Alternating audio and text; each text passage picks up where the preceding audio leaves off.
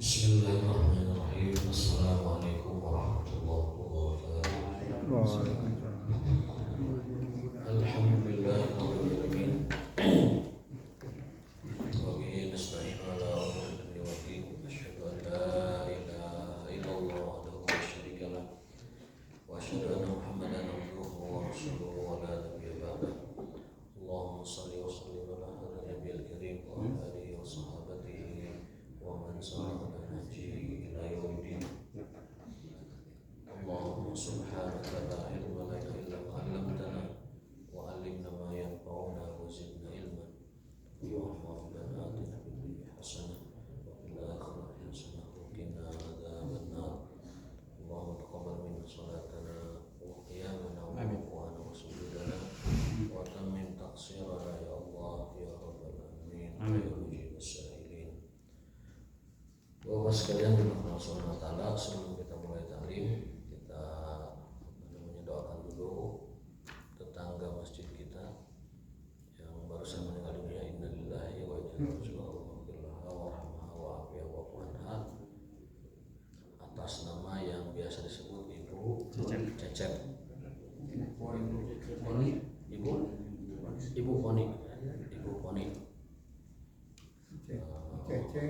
Warhamha wa afiha wa taqabbal min hasanatiha wa khatama biha bi husnil khatimah. Amin ya rabbal alamin. Amin.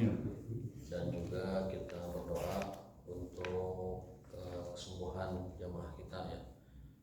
Cucu juga sama kan? Cucu juga di rumah ada ya.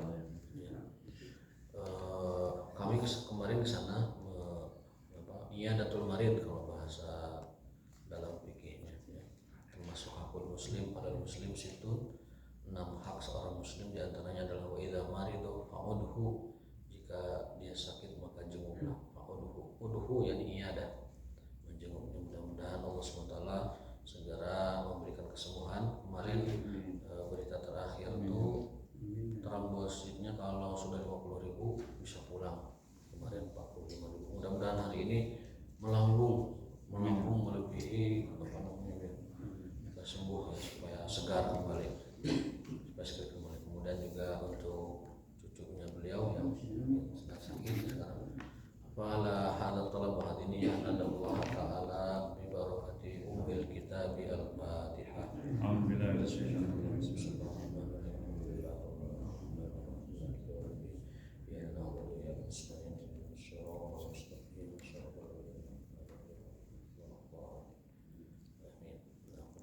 Segera pulang hari ini insyaallah ya.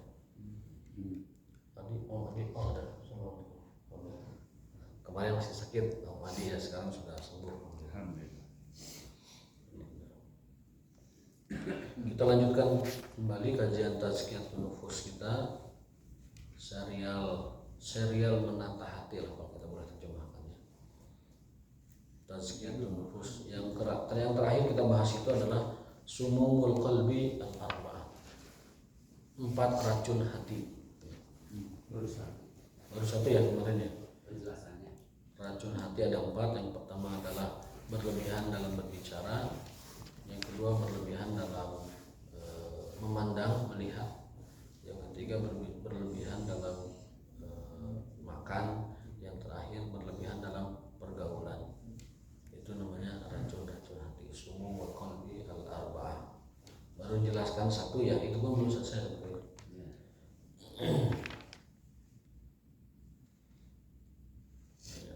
Ini bahwasanya yang paling banyak menyeret orang ke neraka itu adalah hasil perbuatan lisan.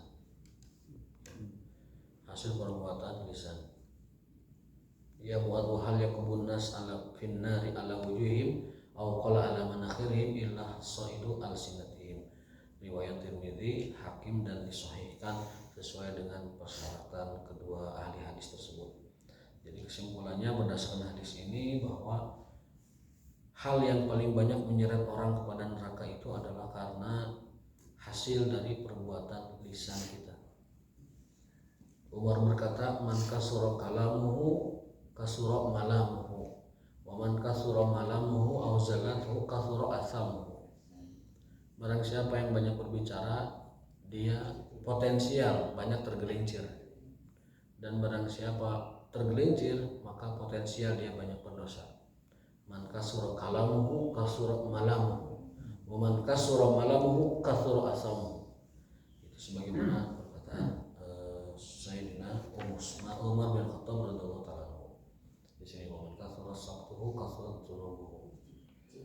Ya, sebagaimana Umar bin Khattab ya dalam kitab riwayat Abu Hatim, dalam kitab Rawdatul Uqala. Mudah-mudahan jadi. Dan memang yang pertama kali kita mengajarkan sebelum ke orang lain, kita dulu. Ada pepatah Arab, ini bagus sekali pepatahnya itu. Idza fasadal milhu faman yuslihuhu. Jika garam itu rusak, siapa yang mau memperbaiki garam? Orang dulu itu sudah tahu teknologi kalau garam itu adalah zat pengawet. Kalau zat pengawet penjaganya itu rusak, terus siapa yang menjaga garam itu? Gitu. Buah-buahan diawetkan dengan garam, ikan diawetkan dengan garam, dijaga kesegarannya. Nah sekarang yang mengawetkan menjaganya itu rusak. Itu siapa yang menjaga dia? Idza fasadal milhu faman yuslihu. Kalau garamnya juga rusak, siapa yang memelihara garam tersebut? Itu maksudnya adalah itu pepatah Arab kuno ya, Arab kuno. Nah kita tentunya afdolnya sebelum itu kita tanamkan kepada anak, pada istri kita adab-adab atau tazkiyatun nufus, sebaiknya kitanya dulu. Idza fasadal milhu faman yuslihu. Islah. Jika garamnya rusak, siapa yang memperbaikinya? Kalau garamnya juga sudah rusak. Orator bukan banyak bicara ya. Banyak bicara itu boleh, asal itu fil birri wat taqwa, dalam al-amru bil ma'ruf wan nahyi 'anil munkar. Dan dalam hadis ada, nanti saya sampaikan bahwa pada hakikatnya banyak bicara itu tercela, kecuali dalam dua hal, fil amri bil ma'ruf wan nahyi 'anil munkar wa fi dzikrillah. Jadi amar ma'ruf nahi munkar berarti dakwah, mengajak orang atau mencerahkan orang atau mencegah orang dari kemungkaran, atau zikrillah. Di luar itu tidak diperkenankan banyak bicara, berarti seperlunya. Memahamkan teman kita tentang agama itu termasuk amar ma'ruf nahi munkar.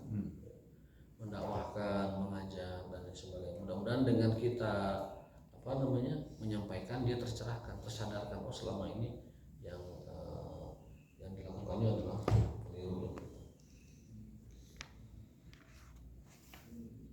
Juga dalam hadis Rasulullah SAW mengatakan termasuk orang yang paling buruk di sisi Allah adalah, termasuk syarrul khalqi, orang yang paling buruk di sisi Allah itu adalah jika dikatakan kepada dia ittaqillah, dia menjawabnya alaika binafsik.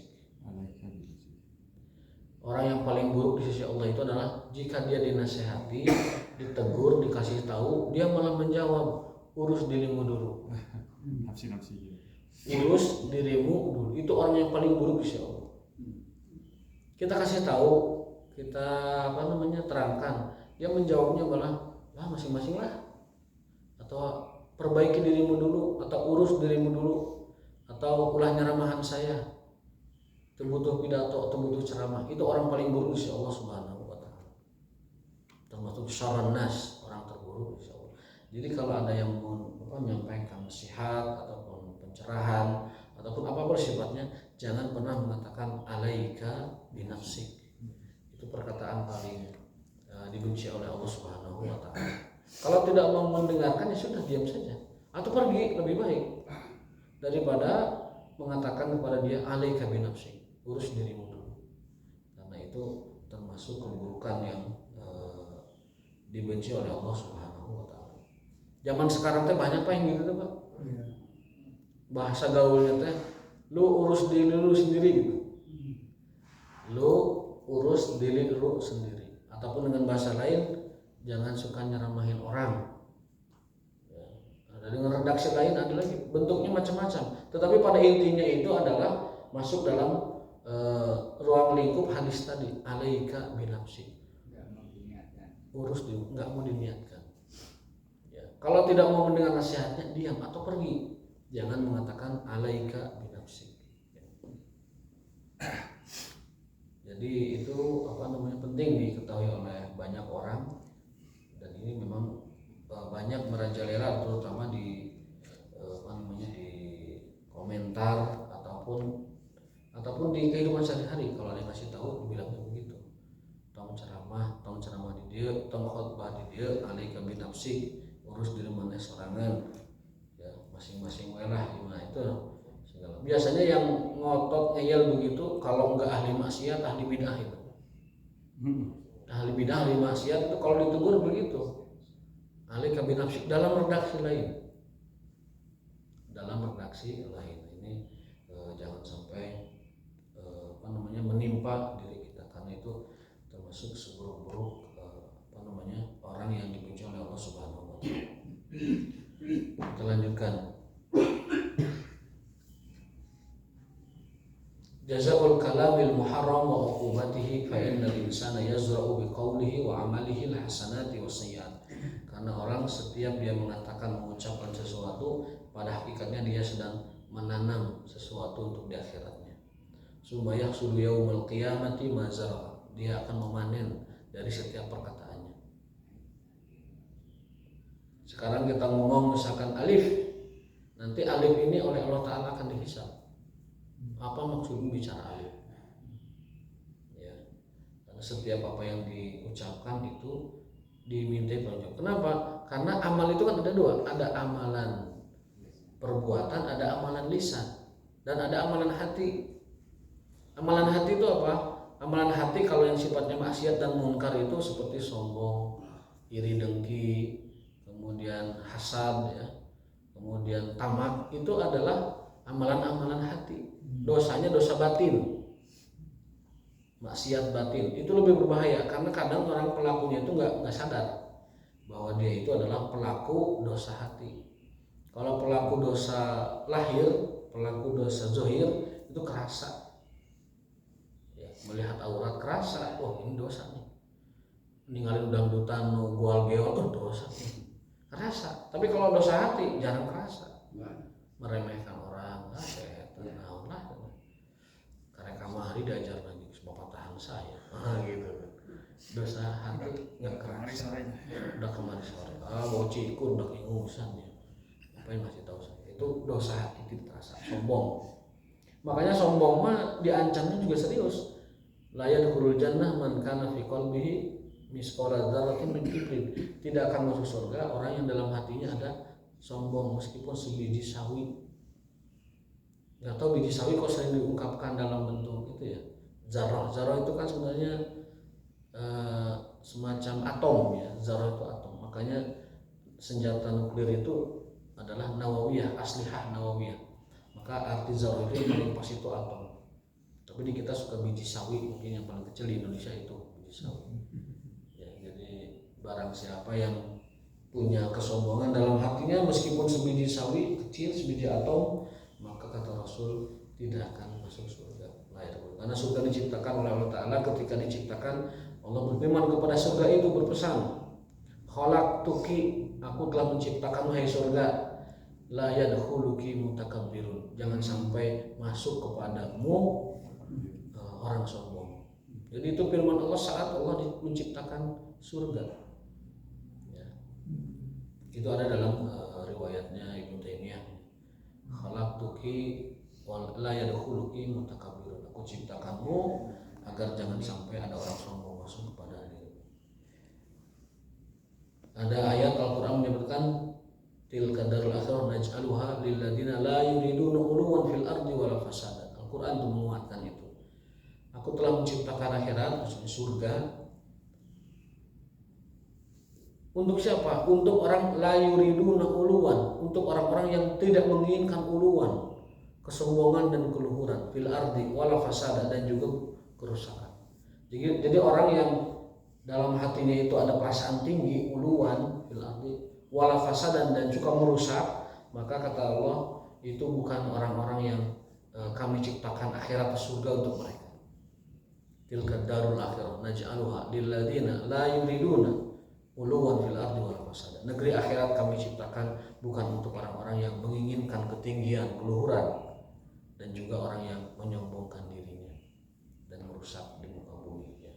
Itu Al-Quran sudah jelas ya, bahwa dosa-dosa hati, maksiat hati jauh lebih bahaya daripada maksiat atau dosa lahir. Wa man zara'a syarran min qaulin aw 'amalin hasadan nadamata. Barang siapa yang menanam keburukan baik dari ucapan maupun perbuatan, maka dia akan siap-siap menyesal nanti di akhirat. Dan barang siapa yang menanam kebaikan baik perbuatan atau lisan, maka dia akan mendapatkan kemuliaan, karamah dari Allah Subhanahu wa taala. Wa fi hadis Abi Hurairah aksaru ma yudkhilun nasan nara al-ajwafani. Dalam hadis Abu Hurairah ada penambahan redaksi. Aksaru ma yudkhilu, sesungguhnya yang paling banyak, ma yudkhilu memasukkan, an-nasa manusia, an-nara ke dalam neraka, al-ajwafani dua lubang. Al-ajwafani dua lubang. Al-fammu wal farju, lubang mulut dan lubang kemaluan. Itu adalah hadis riwayat Ahmad dan Tirmidzi. Wa fi sahihaini an Abi Hurairah radhiyallahu anhu qala inna rajula la yatakallamu bil kalimah ma yatabayyanu fiha yazillu biha fin nari ab'ad ma bainal masyriqi wal maghrib. Orang itu kalau tahu, seandainya orang itu tahu bahwa satu kata itu dapat membuat dia repot di akhirat, maka dia pasti akan menjauhinya seperti timur dan barat. Misalkan tahu kata ini kalau diucapkan menjadi muskilah, menjadi masalah di akhirat, maka orang yang beriman, yang cerdas akan menjauhi itu seperti jauhnya timur dan barat. Kira-kira kalau kata yang sama itu, model itu kata apa biasanya? Kata-kata yang mengandung kemusyrikan.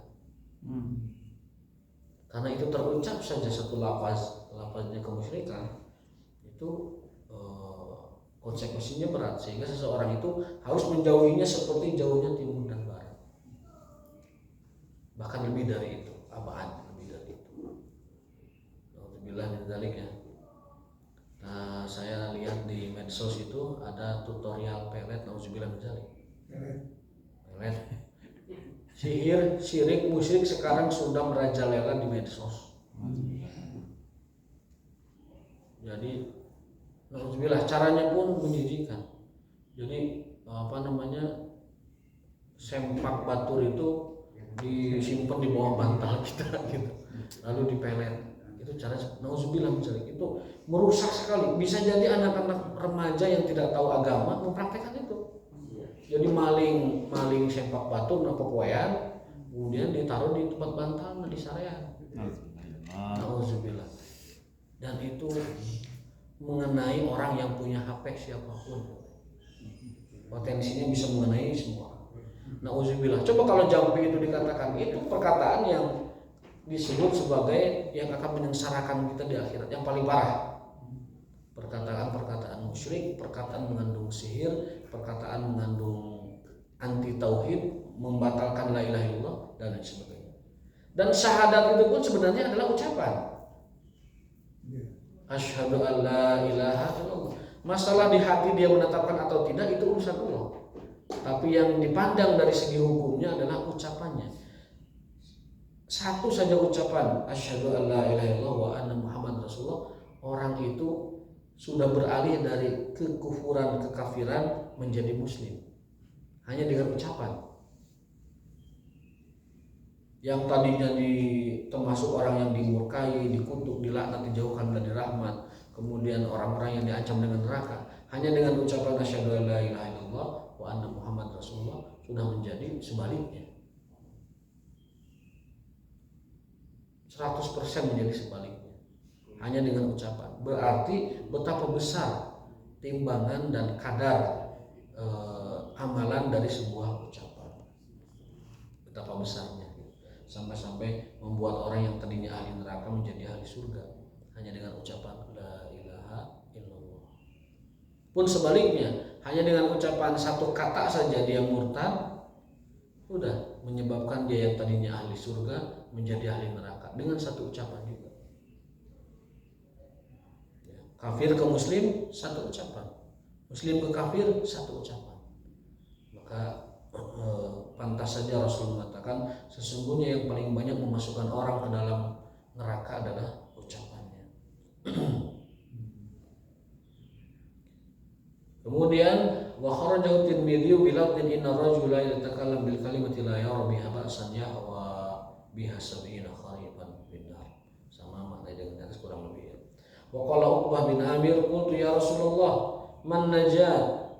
Uqbah bin Amir pernah bertanya kepada Rasulullah, ya Rasulullah, apa itu keselamatan? Atau mungkin bahasa kitanya, bagaimana kita biar selamat? Tidak ada sahabat tiba-tiba bertanya, ya Rasul, biar kita selamat gimana nih caranya? Qala amsik alaika lisanak. Kata Rasul, amsik, tahan lidahmu. Sahabat bertanya, apa itu jalan selamat? Rasul menjawabnya, tahan lidahmu. Amsik alaika lisanak, tahan lidahmu. Waliyas aka baituka wabki ala khati'atika, dan menangislah terhadap dosa-dosamu. Jadi kalau biar kita ingin selamat itu adalah menahan lisan, lidah, dan menangisi kesalahan dosa-dosa kita. Rawahu Bukhari wa Muslim, riwayat hadis sahih riwayat Imam Bukhari dan Imam Muslim. Enaknya umat sekarang itu Pak, dosa itu cukup dua, menangisi dan meninggalkan. Itu taubatnya. Menyesal, tinggalkan itu. Zaman umat terdahulu taubatnya itu enggak. Bani Israel, kita pernah belajar tafsir Al-Baqarah. Gimana taubatnya Bani Israel ketika nyembah sapi? Bunuh diri. Waqtulu anfusakum. Taubatnya Bani Israel karena menyembah lembu atau sapi, karena bujukan si Samiri, itu adalah mereka membunuh diri mereka. Itu taubatnya dengan cara bunuh diri. Bagaimana caranya? Yang menyembah sapi itu baris dalam dua saf gitu, baris saling hadapan, saling bunuh. Bayangkan kalau syariat itu masih ada sekarang, wah repot. Sekali dosa bunuh diri, sekali dosa bunuh diri, repot. Itu taubatnya Bani Israel. Dalam Al-Quran dikisahkan faktulu anfusakum, saling bunuhlah kalian. Kalau itu diterima taubatnya. Itu jumlahnya kalau tidak salah di Ibnu Katsir disebutkan berapa ya, 500 orang yang tergoda oleh Samiri sampai menyembah sapi. Karena disuruh kan? Disuruh bunuh diri, saling bunuh. Iya, disuruh bunuh diri. Itu cara taubatnya. Al-Quran menyebutnya faktulu anfusakum. Fataba alaikum. Ada kata fataba, lalu Allah mengampuni, menerima taubat mereka. Faktulu anfusakum fataba alaikum. Bunuhlah diri kalian dan Allah akan mengampuni dosa-dosa kalian. semacam arah kiri juga bisa. Gitu. Tapi caranya kalau ini mah berbaris dua kemudian saling saling menusuk temannya, karena mungkin dia nggak tega kalau menancapkan pedang pada dirinya, akhirnya minta bantuan temannya, baris sok ke sewang celem. Alhamdulillah umat Rasulullah taubatnya tidak seperti itu. Umat Rasulullah taubatnya hanya bin nadamati wal iqla'. Cukup dengan taubatnya itu menyesal dan meninggalkan. Itu taubat. Kalau mau sempurna lagi, ditambah lagi dengan memperbanyak amal soleh, biar dosanya itu ketutup sama amal soleh yang dilakukan. Bahkan ada hadis lebih hebat lagi, wa'at bi'isayyatal hasanah. Setiap keburukan kamu ikuti dengan kebaikan, nanti akan dihapus itu yang buruknya itu. Kasarnya begini, kalau setelah di jalan kita melihat aurat, langsung baca Quran seayat, bersih udah. Istighfar lah paling ini juga. Istighfar kalau yang misalkan nggak sempat buka mushaf, istighfar. Ayat nugelis kata itu astagfirullah. itu hilang dosanya itu karena hadis tadi wa'at bi'i sayyi'atal hasanah. Ikuti setiap keburukanmu dengan kebaikan. Tamhuha, niscaya kebaikan itu akan menghapus keburukan. Itu kemurahan Allah untuk umat Rasulullah Shallallahu Alaihi Wasallam. Hebat umat kita ini hebat. Satu nusir tu biro'am dalam kitab Syama'il. Umat kita ini satu dimenangkan oleh Allah dengan apa? Dengan cara Allah menanamkan rasa takut di hati musuh sebulan sebelum bertemu kita. Dan itu abadi sampai hari kiamat. Musuh itu sebelum bertemu dengan kita sudah takut sebulan lamanya. Sebelum itu nusir tu biro'am masyirat syahrin. Yang kedua uhilat liyal gonaim. Kata Rasul, umatku dihalalkan gonimah bagi mereka. Umat terdahulu nggak boleh. Kalau ngalahin musuh, ngalahin dalam peperangan, berjihad begitu, musuhnya kalah, itu gonimah nggak boleh diambil. Umat terdahulu, umat kita mah gonimah harta yang paling halal bahkan. Sebaik-baik harta itu adalah kata Rasul adalah harta rampasan perang. Berjihad mengalahkan musuh, lalu hartanya itu menjadi milik kita. Itu yang paling. Kalau orang Islam, kalau bukan orang Islam, Apanya? maksudnya itu orang-orang Islam gitu. Soponnya sih. Sopon yang halal itu. Bukan, maksudnya jadi ghanimah kan kalau bukan orang Islam Islam. Yang orang Islam itu siapanya musuhnya? Maksudnya sama-sama misalnya yang jadi musuhnya itu orang Islam. Oh. Yang Kalau berperang sesama Oh, muslim. tidak boleh, tidak boleh. bukan ghanimah. Bukan ghanimah.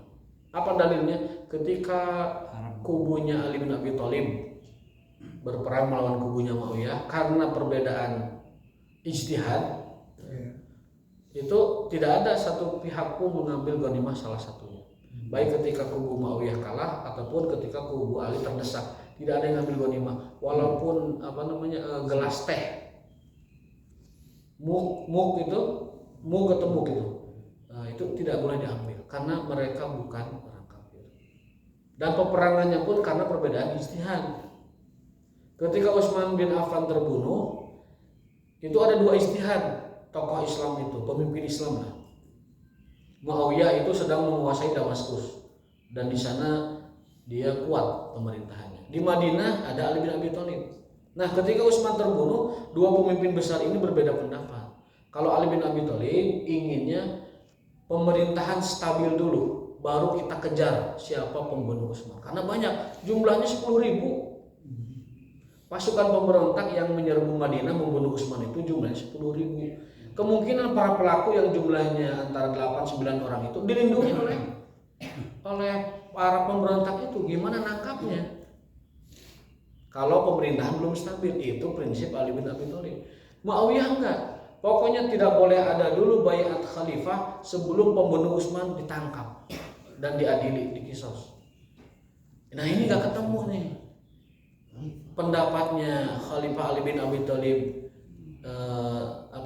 sendiri dan pendapat Muawiyah sendiri. Muawiyah tidak mau baiat ke Ali sebagai khalifah sebelum pembunuh Utsman ditangkap.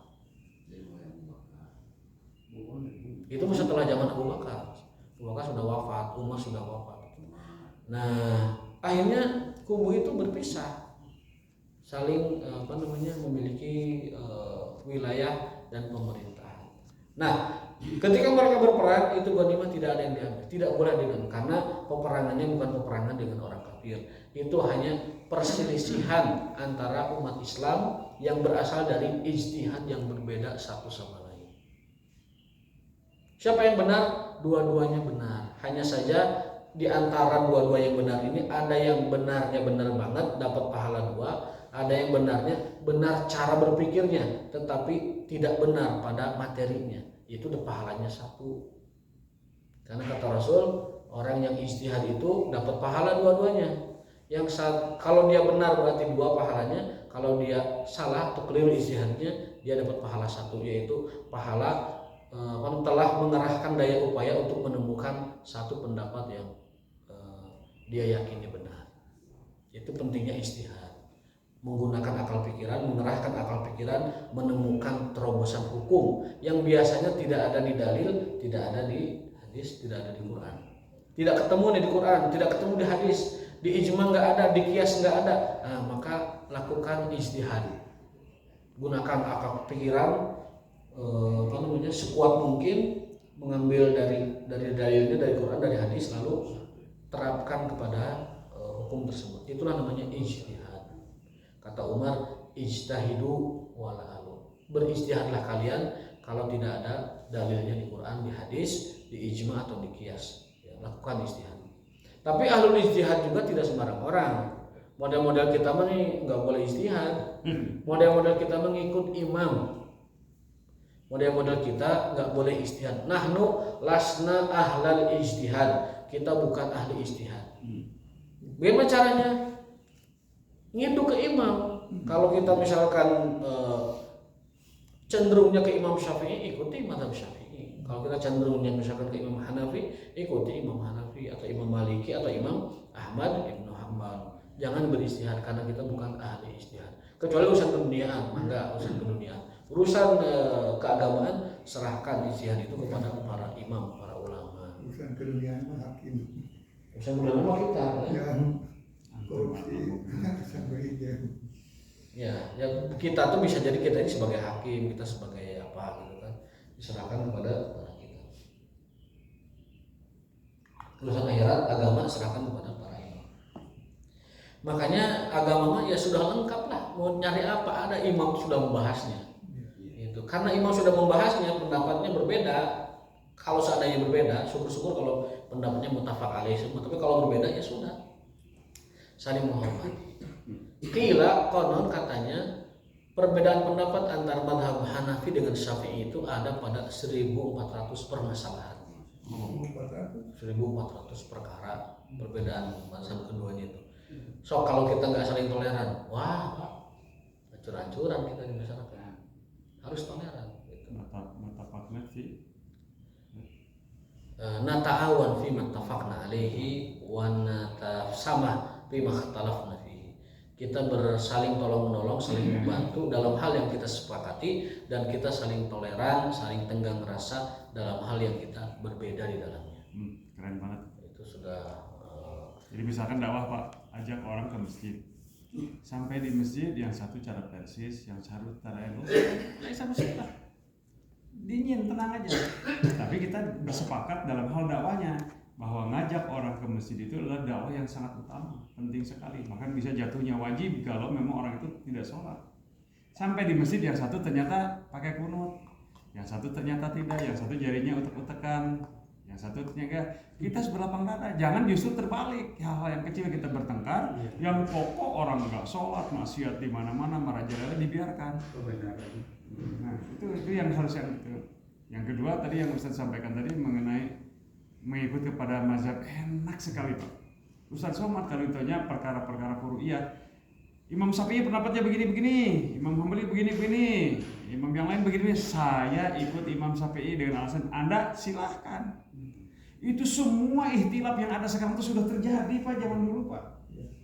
Nah yang jadi masalah itu sekarang itu dinolkan Pak. Ketika ada perbedaan furu'iyah, hal-hal yang bersifatnya ihtilaf, seolah-olah para imam besar zaman dulu itu belum ada pendapat, diolah sedemikian rupa lalu dia keluarkan pendapat yang paling benar, yang lain dibid'ahkan. Nah itu perkara yang jadi masalah sekarang. Padahal itu sudah ada semua yang kita bicarakan hari-hari ini, udah ada semua itu. Enak kalau kayak Ustadz itu. Kalau kita ini, kita kan bukan ulama, orang awam, ikut aja mangga. Ikut Imam Ahmad bin Hanbal kayak orang-orang Saudi, monggo. Ikut misalkan Imam Syafi'i kayak orang-orang NU, orang-orang Yaman, monggo. Ikut kayak orang-orang India, monggo. Enak sekali kalau begitu Pak. Kalau tidak nanti kita kan sering kan di kalangan Yaman dipertengkarkan yang perkara nggak penting banget, dipertengkarkan, yang penting dibiarin kayak gitu. Jazakallah khair. Makanya saya kunut subuh itu selang-seling Pak. Selang-seling. Berarti kalau lagi kunut itu sedang mengamalkan mazhab Syafi'i, mengakomodir jamaah yang bermadzhab Syafi'i. Kalau ada misalkan yang Hanafi ataupun Ahmad bin Hanbal itu tidak kunut, saya akomodir dengan tidak kunut. Mazhab Maliki kunut tapi sebelum ruku, di kita nggak populer.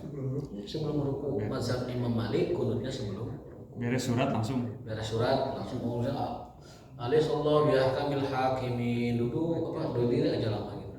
Saya dulu ketika berangkat ke Sudan sempat aneh juga. Ini kok nggak ruku-ruku, apa imamnya lupa rukunya? Oh lagi kunut, Pak. Kunut Malikiyah itu sebelum ruku. Berdiri lama diam, tidak mengangkat tangan. Diam saja baca doa. Kunut dalam hati maksudnya. Kunut dalam Jahat, hati. jahat kan? Jahat kan? Enggak jahat. Hanya apa namanya? Seperti sopan kamit lah. Itu kunut Malikiyah. Tidak angkat tangan dan tidak jahat. Itu kunut Malikiyah. Imam Ahmad tidak kunut, Imam Hanafi tidak kunutnya. Karena perbedaan itu ada dan imam juga sudah merumuskannya, ya sudah kita ikuti saja. Saya pernah ditanya, kok Ustaz ini apa namanya kadang enggak? Iya, bagi saya mah kunut bukan prinsip. Imam Syafi'i pun paling banter itu mengatakan sunnah. Tidak ada yang mengatakan kalau nggak kunut itu sholat yang nggak sah. Jadi ya dibawa gampang saja. Ya sesuatu yang gampang dibuat gampang. Jangan sesuatu yang gampang dibuat berat. Ya, sesuatu yang ringan dibuat serius. Jadinya ya cekcok nantinya. Ya. Mudah-mudahan pemahaman seperti ini dapat dipahami oleh semua umat sehingga ketika mereka ada perbedaannya tidak masalah. Tidak masalah. Dan kita kadang-kadang juga switching mazhab juga biasa. Biasa. Mixing, switching biasa gitu. Keniscayaan. Bisa. Orang-orang bermadzhab Syafi'i ketika dia umrah atau haji kan tidak bermadzhab Syafi'i. Niat, maka ada yang berniat. Sampai ada yang mengatakan hari ini kita pindah mazhab dulu ke Hanafi katanya. Kenapa? Karena bersentuhan kulit setelah wudhu itu kan batal Syafi'i ya. Terus kalau lagi umrah lagi tawaf gimana? Nah, pasti tupal tempel tuh pasti nggak sengaja. Haji kocek-kocek kan suami istri kasihan lepas. Karena padatnya kan belum juga dengan jemaah lain dengan apa namanya lawan jenis karena tidak mungkin dihindari. Nah otomatis itu minjem mazhab lain dulu ke Hanafi. Hanafi berpendapat sentuhan kulit itu tidak membatalkan wudhu sama sekali mutlak itu. Illa al-jima kecuali sentuhan yang bermakna jima. Karena ungkapan Quran kalian menyentuh wanita itu ungkapan halus Quran terhadap persetubuhan. Karena Al-Quran tidak mungkin menggunakan kata jima. Karena halus, bahasa Quran itu halus, sopan sehingga disebutkan seperti itu. Itu pendapatnya Imam Hanafi. Dan orang Arab jahiliyah, orang Arab pegunungan, gurun gitu, Arab Fusha, kalau mengatakan berjima itu dengan sebutan menyentuh wanita. Aku ingin menyentuh istriku itu batunya adalah al-jima, artinya persetubuhan. Jadi dengan dalil menggunakan orang Arab biasa menyebutkan persetubuhan dengan kata menyentuh, Imam Hanafi menyimpulkan pendapatnya bahwa yang membatalkan wudhu adalah persentuhan yang dimaksud adalah persetubuhan, bukan sentuhan biasa seperti ini. Gitu. Kalau Syafi'i enggak, sentuhannya sentuhan, sudah tidak dibawa kemana-mana gitu. Makanya batal bersentuhan aja. Itu ya, iya, insyaallah. Mangga barangkali yang bertanya silakan, ada beberapa menit sebelum kita akhiri. Yang tadi itu apa namanya? Kalau orang yang suka bicara maka dikafarati supaya pembicaraannya tidak sia-sia dan menjerumuskan. Oh iya, dengan itu ya. Diisi dengan dakwah dan zikir, istighfar. Kalau orang yang berusaha dengan harta supaya hartanya tidak menjerumuskan, maka gunakan sebagian hartanya itu untuk fisabilillah. Gampang kan, jadi sebagai kafaratnya. Nah, misalkan orang itu tukang ngoronya wae ngomong lagi pengen ngoronya. Itu bisa ngoronya wae, orang yang suka bicara gitu. Nah, supaya pembicaranya itu tidak sia-sia, tidak menjerumuskan, maka selipkan di dalamnya itu dengan dakwah, amar ma'ruf nahi munkar dan zikrullah. Dan yang penting juga dipakai adab. Jadi terutama kalau bicara-bicara di depan umum itu saya sering ngutip Ustaz Samad, sampaikan dulu hamdalah, kemudian salawat. Majelis-majelis yang tidak dibacakan hamdalah dan salawat apa? Majelis bangkai atau apa disebutnya katanya? Harus, walaupun itu bukan forum taklim lah, katakanlah arisan di rumah. Atau seorang pimpinan perusahaan ngobrol kepada anak buahnya membahas perkara perusahaan, nggak ada perkara agamanya yang langsung gitu, mengevaluasi bagaimana bisnis. Sampaikan salam, hamdalah, salawat. Sehingga dalam pembicaraan itu walaupun pembicaraan keduniaan tapi ada unsur agamanya di dalam dan ada keberkahan. Sehingga kita tidak terjebak kepada dua perkara tadi. Yang dunia tidak menjerumuskan, yang banyak bicara juga tidak menjerumuskan. Mungkin benar atau enggak dekat tuh. Betul. Ini Jadi para bisu Rasulullah SAW dalam hadisnya ini terakhir ya insyaallah. Rasulullah SAW menyampaikan kullu kalami ibni Adam. Setiap ucapan anak Adam manusia alaihi akan menjeratnya. Maksudnya menjadi dosa. Gila. Setiap perkataan ibnu Adam itu akan menjeratnya. La lahu, bukan memberi manfaat baginya. Illa kecuali al-amru bil ma'ruf wan nahyu 'anil munkar, kecuali perkataan itu adalah sebuah amar ma'ruf nahi munkar, dakwah. Wa dzikrillahi azza wa jalla, dan zikir kepada Allah Subhanahu wa taala.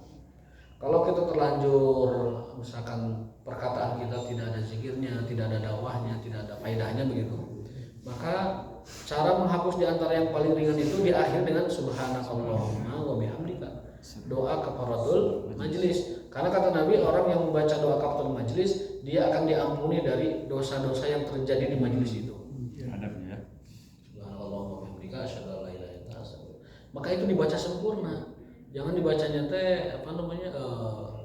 tidak sempurna gitu. Ngaleo subhanakallahumma habis itu. Tapi dibaca sempurna di majelisnya subhanakallahumma wa bihamdika asyhadu an la ilaha illa anta astaghfiruka wa atubu ilaik. Mudah-mudahan dengan itu majelis kita tidak terisi dengan hal-hal yang lampun. Karena setiap perkataan Anda Bani Adam itu akan menderanya, mendakwanya, bukan untuk membelanya. Baik, kita cukupkan sampai sini karena tidak ada pertanyaan ya. Masih Ada bersatu tuh ya? ya? Masih bersatu. bunuh tentang Masih bersatu ya. tentang bunuh diri waktu peristiwa di Setengah Anyar ya, di ke kantor polisi. Ya disebutnya bunuh diri. Bagi dia sendiri kan belum tentu bunuh diri karena dia menyerang markas musuh seolah gitu. Saya ingatnya ke surat Al-Adiyat. Al-Adiyat itu kan naik kuda menyerbu ke musuh kan. Gitu. Dan itu tidak dikatakan bunuh diri. Mirip dengan kalau di Jepang mah kamikaze ataupun harakiri gitu. Kamikaze itu kan Ya. Pesawat Perang Dunia Kedua, pesawat terbang Jepang itu Pearl Harbor. dihantamkan di Pearl Harbor. ke Ya. kapal gitu, Ya. kapal Amerika kan. Ya. Di Pearl Harbor. Yang pertama, apa yang dilakukan oleh kejadian waktu di Astana Anyar itu pertama itu bukan jihad sama sekali. Itu adalah aksi kriminal pidana tentunya, terorisme, karena diharamkan dalam Islam. Bukan dengan cara itu Islam mendakwahkan agamanya. Yang kedua, ada sebuah hadis, man qatala nafsahu udziba bihi, kata hadis Rasulullah SAW, barang siapa yang membunuh dirinya, kata Rasul, dia akan diazab oleh Allah dengan cara seperti dia membunuh dirinya. Jadi orang yang bunuh diri dengan cara apa, nanti diazabnya dengan cara itu. Man qatala nafsahu udziba bihi, barang siapa yang membunuh dirinya, Allah akan azab dia dengan cara seperti itu. Karena apa? Karena tidak ada seorang pun yang berhak merampas nyawanya, bahkan nyawa dirinya. Karena nyawa itu milik Allah, bukan milik dirinya. Kita meskipun nyawa ada dalam tubuh kita, bukan milik kita, milik Allah. Tidak boleh kita merampasnya dari diri kita. Makanya itu perbuatan yang diharamkan.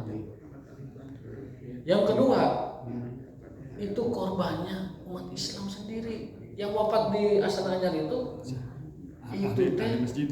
Ahli masjid dan pengurus persis. Pengurus persis, anaknya di Pajagalan. Pengurus persis.